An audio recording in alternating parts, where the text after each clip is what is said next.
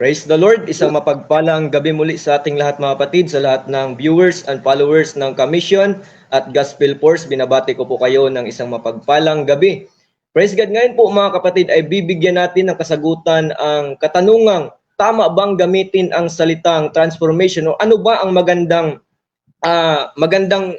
sabihin natin patungkol sa pagpahayag ng Diyos sa laman. Marami po kasi tayong nakaka-encounter na nagtuturo mga kapatid na nung ang Diyos daw ay nahayag sa laman, nag-transform daw siya mga kapatid. Pero titingnan natin kung ano po ang sinasabi ng Biblia. Una mga kapatid ay tingnan natin kung ano ba ang meaning ng transformation. Ang ibig sabihin ng salitang transformation ay ang pagbabago sa anyo or hitsura mga kapatid. Example, unggoy na naging tao. Praise God. Pero although mga kapatid, alam natin na may mga tao na mukha lang unggoy pero hindi ibig sabihin na galing talaga tayo sa unggoy o galing ang tao sa unggoy mga kapatid. Amen? Another example ng transformation mga kapatid ay tubig na naging alak. Okay? Na para bang sinasabi ng transformation na ang nature mo as water ay napalitan ng ibang nature. Praise God. Yung nature mo is water, tapos yung water ay walang lasa. Nung naging alak siya, pag ininom mo, meron na siyang lasa. Nag-iba na yung nature niya mga kapatid. Okay? Kaya ang salitang transformation mga kapatid ay masasabi kong ito ay hindi akma na gamitin natin at i-apply sa Diyos. Bakit mga kapatid? Because sabi ng Bible, God is Spirit, John chapter 4 verse 24, at sinusuportahan po ng Malakay chapter 3 verse 6, ang sabi doon, I am the Lord, I change not. So ibig sabihin, ang Diyos ay immutable mga kapatid, na ang ibig sabihin, God does not change mga kapatid, according sa Malakay chapter 3 verse 6. Okay? Pwedeng mga kapatid, pwede siyang gumamit ng bagay to connect people sa Old Testament mga kapatid, kagaya nung nagdwell siya sa burning bush. Pero hindi ibig sabihin na ang Diyos ay hindi na spirit at nagiging burning bush na siya mga kapatid. Amen? Gumagamit siya ng mga bagay para ma-express niya ang kaniyang salita sa mga tao, ma-express niya ang pagmamahal sa tao mga kapatid. Okay? So sa madaling pagkasabi, hindi akmang gamitin ang terminology na transform mga kapatid. Amen? Okay? Ang nature ng Diyos mga kapatid ay hindi nagbabago, kaya nung siya po ay nahayag sa laman, ay nanatili pa rin siyang espiritu at hindi po siya naging tao mga kapatid. Okay? Ngayon, mamaya po ay liliwanagin natin. That's why si Jesus mga kapatid ay mayroong tinatawag na dalawang katangian, dual nature sa English. The human nature of Jesus ay nagre-refers mga kapatid sa kanyang human flesh or sa na tinatawag namang anak ng Diyos o yung outward na appearance siya mga kapatid. At the human nature of Jesus refers to the human flesh mga kapatid, yung sinasabi ko kanina na outward appearance mga kapatid. At ang divine nature of Jesus ay tumutukoy naman po sa espiritu, which is the Father mga kapatid na nanahan sa kanya. Amen? Okay, ang laman na kinikilalang anak ng Diyos mga kapatid ay hindi yun ang ama, kundi ang nasa loob noong laman na ang espiritu mga kapatid. Ang Diyos ay nahayag sa laman through the incarnation of His Word. Ang ibig sabihin ng ang salita ay nagkatawang tao, it is referring to the plan or thought of God incarnate mga kapatid. In John chapter 1 verse 14, or it became reality. Sa ibang terminology mga kapatid, tinawag itong the plan came into existence mga kapatid. Ang plano ay nagkaroon ng katuparan, or ang plano mga kapatid ay ginampanan niya na mga kapatid. So I should say mga kapatid directly that the incarnation of the Logos is God's manifestation in the flesh mga kapatid. The Spirit is not changed into flesh. However, we can say that God was manifest in the flesh mga kapatid ayon sa 1 Timothy 3:16. Okay? Pag sinabi nating Logos, pwede nating i-apply doon ang salitang incarnate. Pero pag sabihin natin Diyos mga kapatid, hindi natin pwedeng gamitin ang incarnate, kasi kapag kasabihin natin incarnate sa Diyos, parang sinabi natin na ang Diyos ay nag-transform. Praise God. Kaya maliwanag po, John chapter 1 verse 14, nang sinasabi doon mga kapatid, ang Word ang nag-incarnate. Tapos sa 1 Timothy 3:16, ang Diyos ang nahayag sa laman. Okay? I hope we understand mga kapatid. The Word was made flesh mga kapatid in the sense of coming in the flesh. Okay? John chapter 1 verse 14, and that is what we mean by incarnation mga kapatid. The Logos incarnate, but God was manifest mga kapatid. Okay, pwede pala natin gamitin ang salitang incarnate in the flesh sa Logos at hindi pwedeng i-apply sa Diyos kapag sabihin kasing incarnate parang sinasang-ayunan natin ang terminology na ang Diyos ay nag-turn into flesh, mga kapatid, naglipat, nagbago ng nature, mga kapatid. Pero naunawaan natin na sa kakapahayagan niya sa laman ay ma-identify natin ang Diyos at ma-identify natin ang tao because of the duality of Jesus, mga kapatid. Okay? Kumbaga, ang plano ay nag-incarnate or naging tao at ang Diyos ang nahayag, mga kapatid. Okay, maliwanag ba sa atin? Pero hindi ibig sabihin, mga kapatid, na dalawang persona, kasi ang Logos ay ang Diyos mismo, mga kapatid. Sabi ng John chapter 1 verse 1, mga kapatid, the Word was God, mga kapatid. Kumbaga, ang plano nag-incarnate or the plan came into existence, mga kapatid, pero ang Diyos ang nahayag talaga, hindi yung salita. Okay?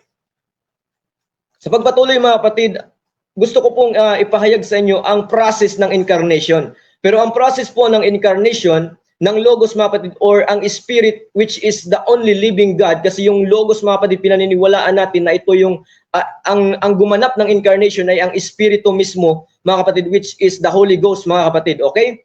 Ang Spirit ay napunta sa womb ni Mary at si Mary po ay nagbuntis, mga kapatid. Kasi kung titingnan natin science, mga kapatid, kapag ang cells ng lalaki ay mapunta sa womb, magpo-produce ng bata. Pero ang dito naman po sa nangyari kay Mary, hindi naman po ang cells ng tao ang napunta sa womb ni Mary, kundi ang Holy Spirit, mga kapatid, according to Luke chapter 1 verse 35, mga kapatid.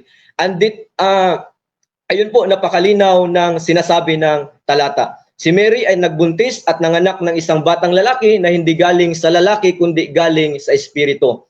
Basahin po natin, mga kapatid, Luke 1:35. Kung meron kayong Biblia dyan, basahin nyo na lang dyan, okay?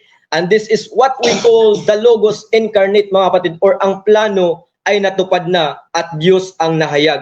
Kasi ang Logos ay ang Diyos mismo, mga kapatid, okay? Ang ipinanganak ay tao, hindi ang Diyos, mga kapatid, or Espiritu, because the Spirit is without bones and blood, at hinalintulad ito, mga kapatid, sa hangin na hindi natin nakikita, sabi ng John chapter 3.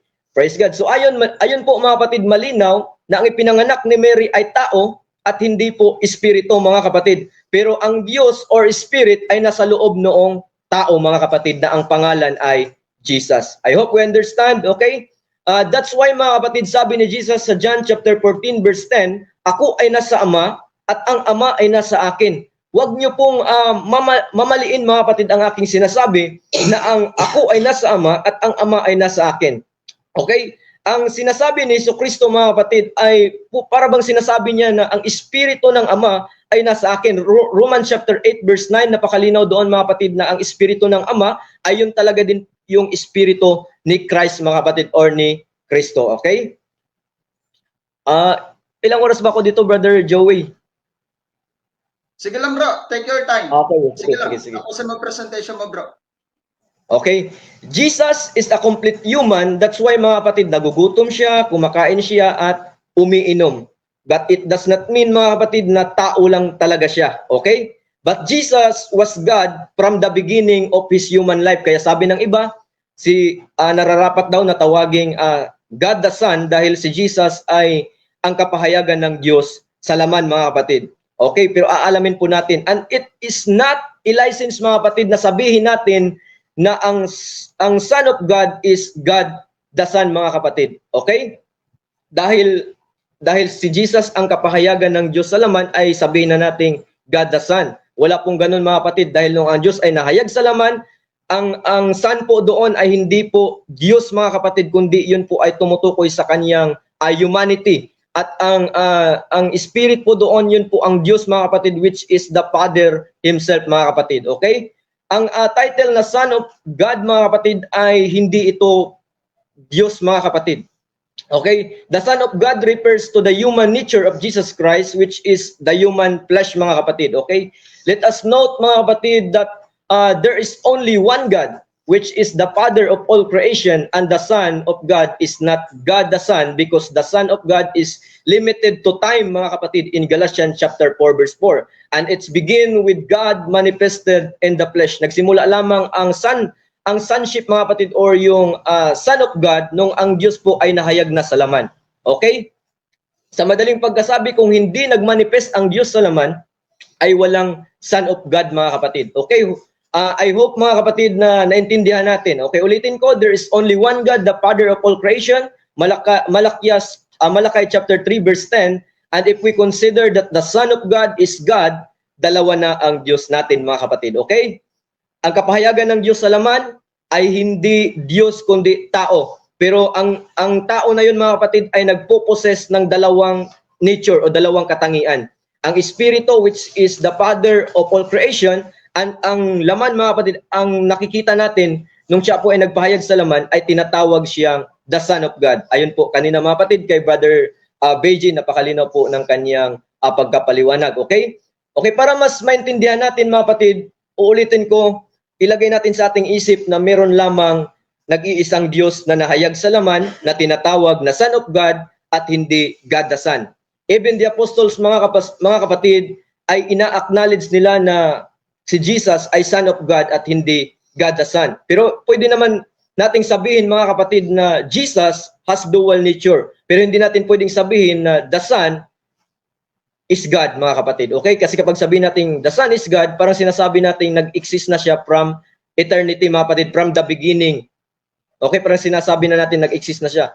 Pero ang sinasabi po ng John chapter 1 verse 1, sa Logos mga kapatid, nag-exist siya as a plan. At ito po ay natupad, na-execute sa New Testament mga kapatid. Okay? At ang nagpahayag mismo na yon ay hindi ibang Diyos o hindi ibang persona, kundi ang Diyos mismo mga kapatid. Okay? Tinawag siyang Son of God mga kapatid dahil sa womb ni Mary, sa Luke chapter 1 verse 35, ang tao na ipinanganak ni Mary ay galing sa Espiritu mga kapatid. Kaya siya tinawag na Son of God, hindi siya galing kay Jose na pwede mong tawaging na Son of Man, pwede naman Son of Man. Kaya ayun mga kapatid, kaya masasabi nating the Holy Spirit ang pumunta doon sa womb ni Mary at nag-produce ng bata, at yung bata na yun mga kapatid ay merong tinataglay na dual nature. At maintindihan natin ang dual nature, ang divinity ay tumutukoy sa Spirit ng Diyos, which is the Father Himself mga kapatid of all creation, at saka yung Son ay pumapatungkol sa kanyang visible appearance mga kapatid. Okay? Ito po mga kapatid, ang gusto ko pong itakil na ang human ay nag-compose ng 3 elements mga kapatid: body, soul, and spirit. Ang body ni Jesus mga kapatid ay nag-represents as a Son of God. Pero yung visible manifestation of the invisible God mga kapatid in the flesh is not another person, and the Spirit of Jesus is the Father. Sinabi ko kanina, Romans chapter 8 verse 9, kaya kung maintindihan natin mga kapatid ang sinasabi ng John chapter 14 verse 9 na hinahanap nila ang Ama, ang sabi ng Panginoon, ang nakita sa akin ay nakita na sa Ama. At sabi niya sa verse 10, hindi ako gumagawa sa mga bagay na ito kundi ang Ama na nasa akin. Pinapatungkulan niya mga kapatid na ang Espiritu ng Ama ay nasa kanya, kasi pag sabihin natin siya mismo ang Ama, hindi naman natin makikita ang Ama, kasi ang Ama, which is God mga kapatid, ito po ay Spirit. Okay? At ang Spirit po ay hindi po naging tao. Okay, ayun po. I hope we understand mga kapatid. Siguro, hindi ko na siguro hahabaan mga kapatid. Alam ko mayroong may dagdag ang ating mga kapatid. Brother Joey Solayaw ng Commission at Brother Beji ng Gospel Force. Ngayon po, ibabalik ko po sa ating kapatid, Brother Joey.